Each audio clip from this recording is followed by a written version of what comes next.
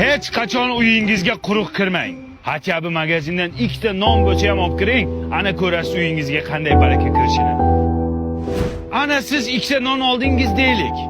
Lekin napitka oldingizmi? Sarig'idan, ko'kidan, qorasidan oldingizmi? Oling. Napitka oldim bo'ldi demoqchimisiz? Yo'q. Farzandlaringiz, onajonlaringiz uchun sifatli shirindan shakar, trenddagi shirinliklaridan oldingizmi? Olmadingizmi? Ahmoq ekansiz. Bo'ling, shoshiling, hoziroq oling. Gap yo'q.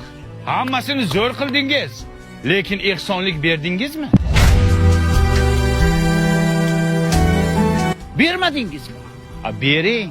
Ehsonni mukofoti ehson deyishadi. 10 ming kam. 100 ming bering. 10 mingni ham bering. Ana ko'rdingizmi?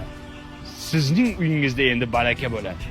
Voy bobi. Ha. Malada zo'r ishlayapsan, lekin sifatni aytma. Nimaga? Sifat o'zi shundoq ham zo'r sotilyapti. Sani sotilmagan mahsulot bilan ehsonga kuch ber.